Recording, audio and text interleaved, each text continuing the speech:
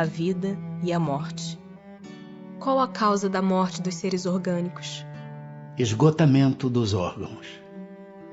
Poder-se-ia comparar a morte à cessação do movimento de uma máquina desorganizada? Sim. Se a máquina está mal montada, cessa o movimento.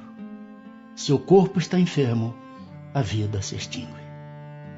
Por que é que uma lesão do coração mais depressa causa a morte do que as de outros órgãos? O coração é máquina de vida.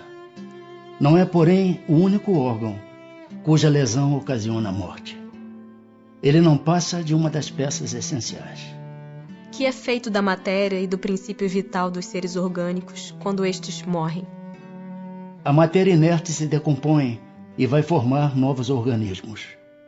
O princípio vital volta à massa de onde saiu. Inteligência e instinto. A inteligência é atributo do princípio vital? Não.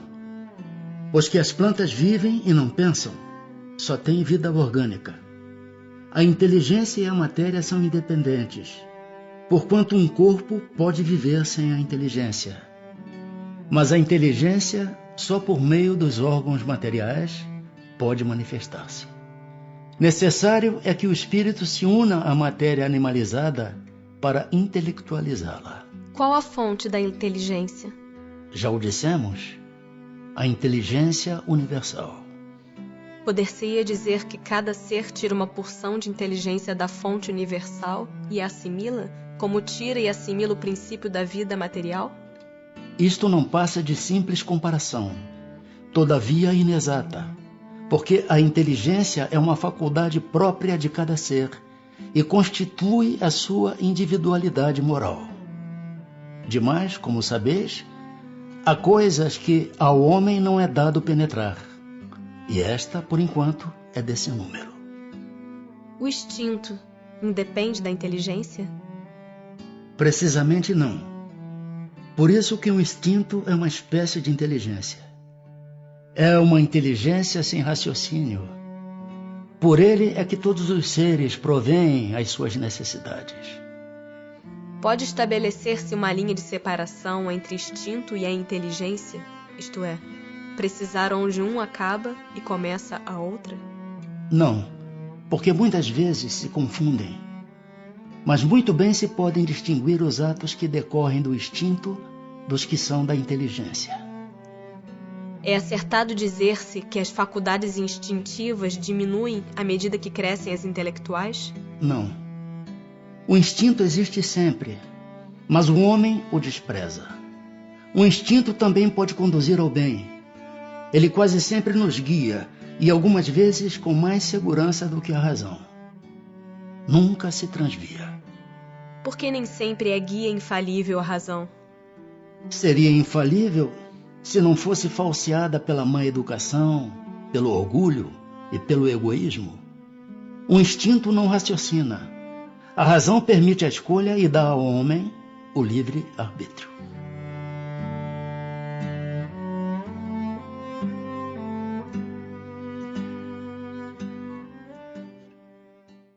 Parte 2.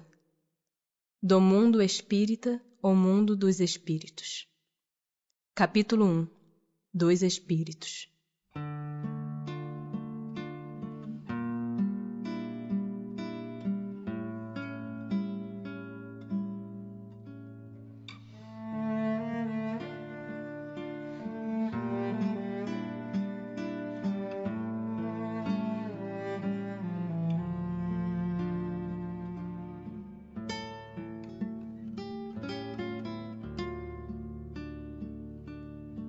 Origem e natureza dos espíritos. Que definição se pode dar dos espíritos? Pode dizer-se que os espíritos são os seres inteligentes da criação. Povoam o universo fora do mundo material. Os espíritos são seres distintos da divindade? Ou serão simples emanações ou porções desta e por isto denominados filhos de Deus? Meu Deus, são obra de Deus. Exatamente qual a máquina o é do homem que a fabrica. A máquina é obra do homem, mas não é o próprio homem. Sabes que quando faz alguma coisa bela, útil, o homem lhe chama sua filha, criação sua? Pois bem, o mesmo se dá com relação a Deus. Somos seus filhos, pois que somos obra sua. Os espíritos tiveram princípio ou existem como Deus de toda a eternidade? Se não tivessem tido princípio, seriam iguais a Deus, quando ao contrário, são criação sua e se acham submetidos à sua vontade. Deus existe de toda a eternidade, é incontestável. Quanto, porém, ao modo por que nos criou e em que momento o fez, nada sabemos. Podes dizer que não tivemos princípio, se quiseres com isso significar que, sendo eterno, Deus há de ter sempre criado ininterruptamente. Mas quando e como cada um de nós foi feito, repito-te, nenhum sabe, e aí é que está o mistério. Pois que há dois elementos gerais no universo, o elemento inteligente e o elemento material.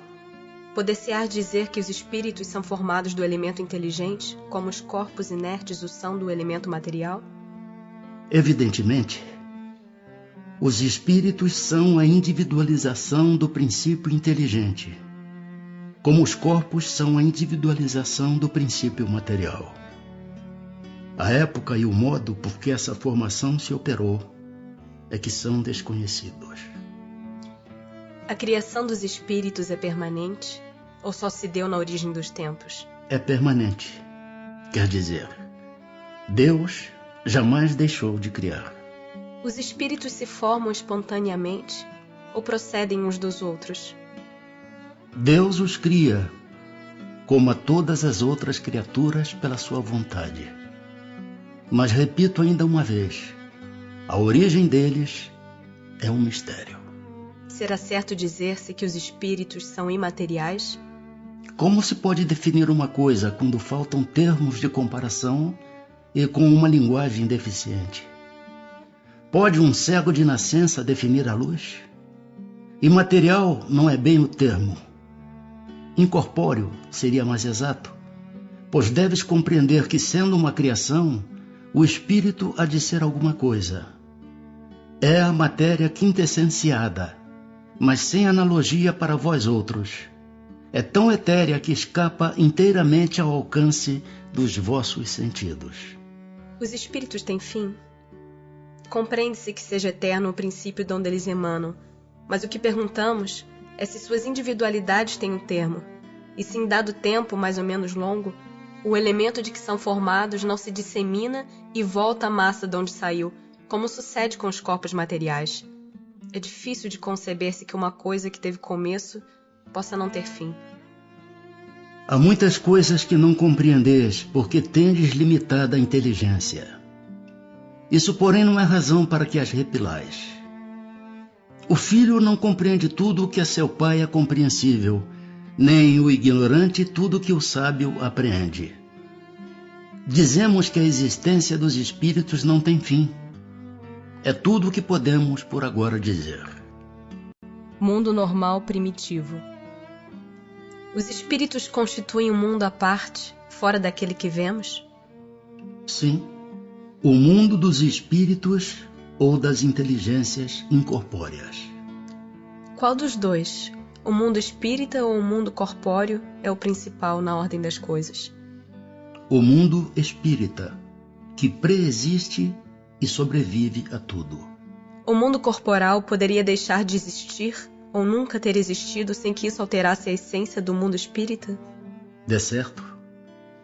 Eles são independentes. Contudo, é incessante a correlação entre ambos, porquanto um sobre o outro incessantemente reagem.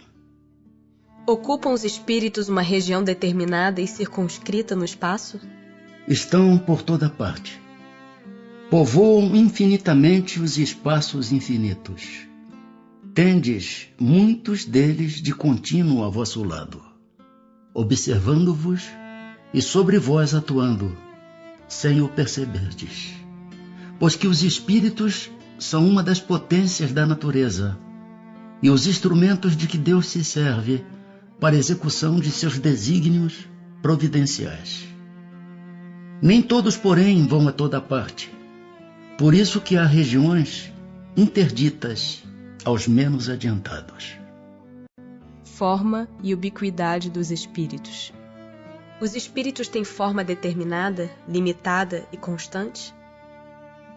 Para vós, não. Para nós, sim. O espírito é, se quiserdes, uma chama, um clarão ou uma centelha etérea. Essa chama ou centelha tem cor? Tem uma coloração que para vós vai do colorido escuro e opaco a uma cor brilhante, qual a do rubi, conforme o espírito é mais ou menos puro. Os espíritos gastam algum tempo para percorrer o espaço? Sim, mas fazem-no com a rapidez do pensamento. O pensamento não é a própria alma que se transporta? Quando o pensamento está em alguma parte, a alma também está aí, pois que é a alma quem pensa. O pensamento é um atributo. O espírito que se transporta de um lugar a outro tem consciência da distância que percorre e dos espaços que atravessa? Ou é subitamente transportado ao lugar onde quer ir? Dá-se uma e outra coisa. O espírito pode perfeitamente, se o quiser, inteirar-se da distância que percorre, mas também essa distância pode desaparecer completamente, dependendo isso da sua vontade, bem como da sua natureza mais ou menos depurada. A matéria opõe obstáculos aos espíritos? Nenhum. Eles passam através de tudo. O ar, a terra, as águas e até mesmo o fogo lhes são igualmente acessíveis. Têm os espíritos o dom da ubiquidade? Por outras palavras, um espírito pode dividir-se ou existir em muitos pontos ao mesmo tempo? Não pode haver divisão de um mesmo espírito, mas cada um é um centro que irradia para diversos lados. Isso é que faz parecer estar um espírito em muitos lugares ao mesmo tempo. Vês o sol? É um somente. No entanto, irradia em todos os sentidos e leva muito longe os seus raios. Contudo, não se divide. Todos os espíritos irradiam com igual força? Longe disso. Essa força depende do grau de pureza de cada um. Perispírito. O espírito, propriamente dito, nenhuma cobertura tem, ou como pretendem alguns, está sempre envolto numa substância qualquer? Envolve-o uma substância vaporosa para os teus olhos, mas ainda bastante grosseira para nós. Assaz vaporosa. Entretanto, para poder se elevar-se na atmosfera e transportar-se aonde queira. De onde tira o espírito o seu invólucro semimaterial? Do fluido universal de cada globo. Razão porque não é idêntico em todos os mundos. Passando de um mundo a outro, o espírito muda de envoltório, como mudais de roupa. Assim, quando os espíritos que habitam mundos superiores vêm ao nosso meio, tomam um perispírito mais grosseiro? É necessário que se revistam da vossa matéria, já o dissemos. O invólucro semimaterial do espírito tem formas determinadas e pode ser perceptível? Tem a forma que o espírito queira. É assim que este vos aparece algumas vezes, quer em sonho, quer no estado de vigília, e que pode tomar forma visível, mesmo palpável. Diferentes ordens de espíritos. São iguais os espíritos ou há entre eles qualquer hierarquia? São de diferentes ordens, conforme o grau de perfeição que tenham alcançado. As ordens ou graus de perfeição dos espíritos são em número determinado? São ilimitadas em número, porque entre elas não há linhas de demarcação traçadas como barreiras, de sorte que as divisões podem ser multiplicadas ou restringidas livremente. Todavia, considerando-se os caracteres gerais dos espíritos, elas podem reduzir-se a 3 principais. Na primeira, colocar-se-ão os que atingiram a perfeição máxima, os puros espíritos. Formam a segunda os que chegaram ao meio da escala. O desejo do bem é o que neles predomina. Pertencerão à terceira os que ainda se acham na parte inferior da escala, os espíritos imperfeitos. A ignorância, o desejo do mal e todas as paixões más que lhes retardam o progresso, eis o que os caracteriza. Os espíritos da segunda ordem, para os quais o bem constitui a preocupação dominante, têm o poder de praticá-lo? Cada um deles dispõe desse poder de acordo com o grau de perfeição a que chegou. Assim, uns possuem a ciência, outros a sabedoria e a bondade. Todos, porém, ainda têm que sofrer provas. Os da terceira categoria são todos essencialmente maus? Não. Uns há que não fazem nem o mal nem o bem. Outros, ao contrário, se comprazem no mal e ficam satisfeitos quando se lhes depara a ocasião de praticá-lo. Há também os levianos ou estouvados, mais perturbadores do que malignos, que se comprazem antes na malícia do que na malvadez, e cujo prazer consiste em mistificar e causar pequenas contrariedades, de que se riem. Progressão dos espíritos. Os espíritos são bons ou maus por natureza, ou são eles mesmos que se melhoram? São os próprios espíritos que se melhoram, e melhorando-se passam de uma ordem inferior para outra mais elevada.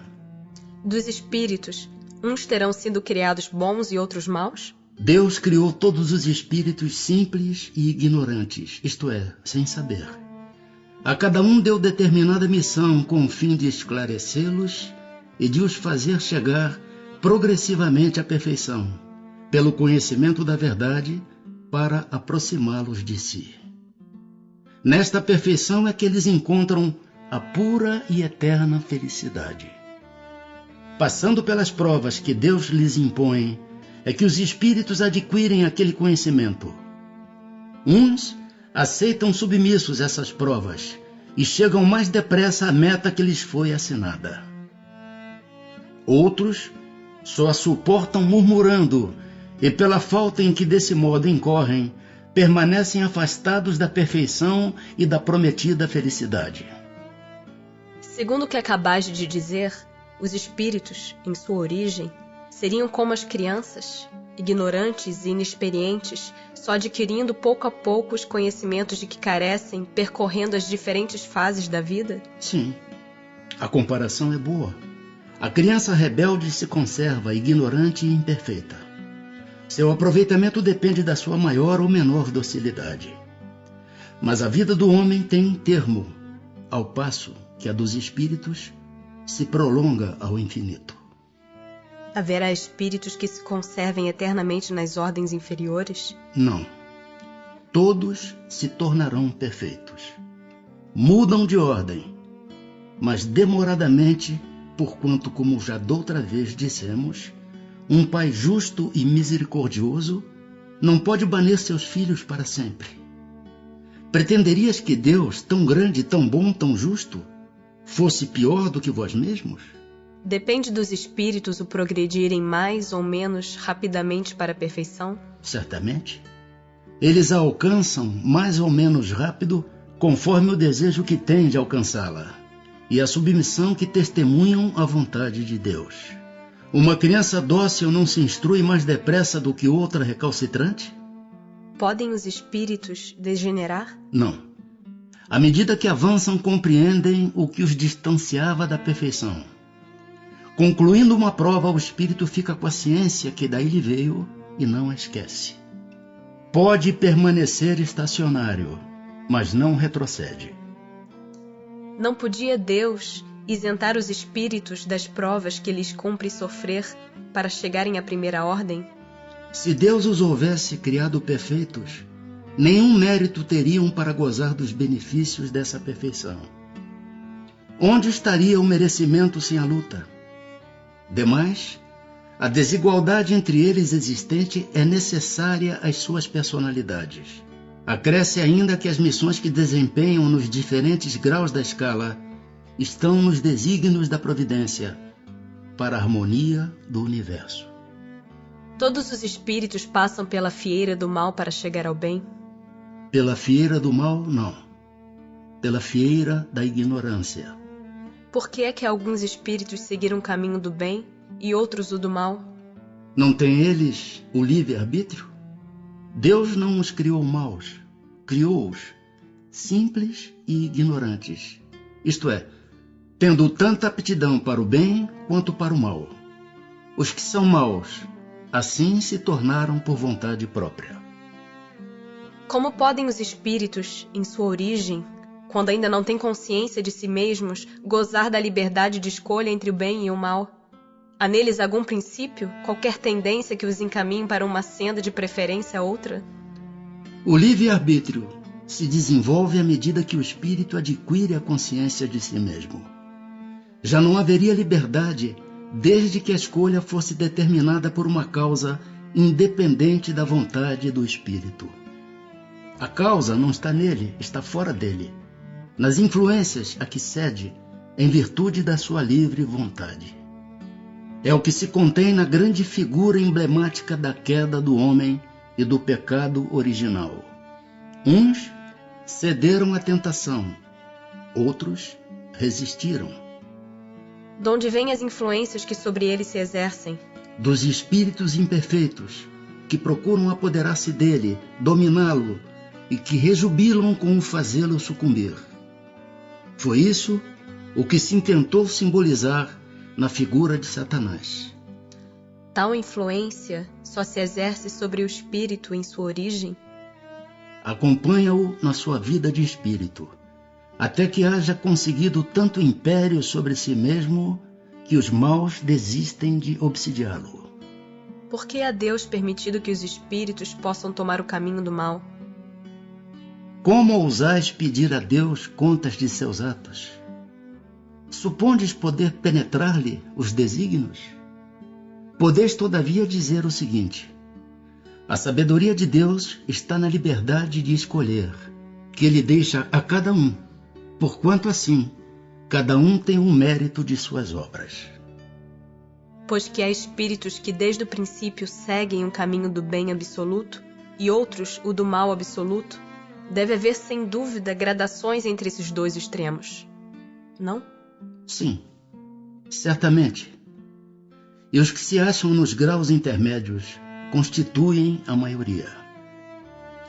Os espíritos que enveredaram pela senda do mal poderão chegar ao mesmo grau de superioridade que os outros? Sim, mas as eternidades lhes serão mais longas. Chegados ao grau supremo da perfeição, os espíritos que andaram pelo caminho do mal têm aos olhos de Deus menos mérito do que os outros? Deus olha de igual maneira para os que se transviaram e para os outros, e a todos ama com o mesmo coração. Aqueles são chamados maus, porque sucumbiram. Antes, não eram mais que simples espíritos. Os espíritos são criados iguais quanto às faculdades intelectuais? São criados iguais, porém, não sabendo de onde vêm, preciso é que o livre-arbítrio siga seu curso. Eles progridem mais ou menos rapidamente em inteligência, como em moralidade. Anjos e demônios. Os seres a que chamamos anjos, arcanjos, serafins, formam uma categoria especial, de natureza diferente da dos outros espíritos? Não. São os espíritos puros, os que se acham no mais alto grau da escala e reúnem todas as perfeições. Os anjos hão percorrido todos os graus da escala? Percorreram todos os graus, mas do modo que havemos dito. Uns aceitando sem murmurar suas missões, chegaram depressa. Outros gastaram mais ou menos tempo para chegar à perfeição. Sendo errônea a opinião dos que admitem a existência de seres criados perfeitos e superiores a todas as outras criaturas, como se explica que essa crença esteja na tradição de quase todos os povos?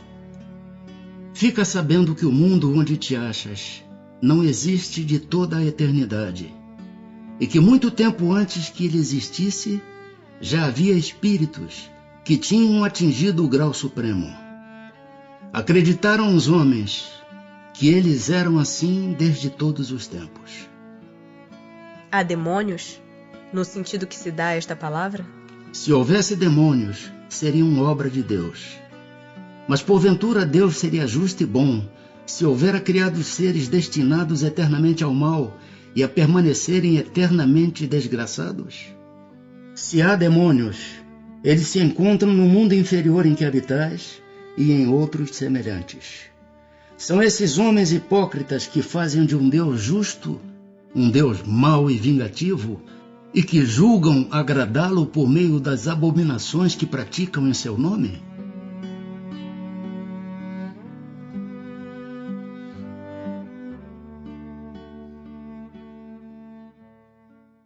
Capítulo 2 da Encarnação dos Espíritos.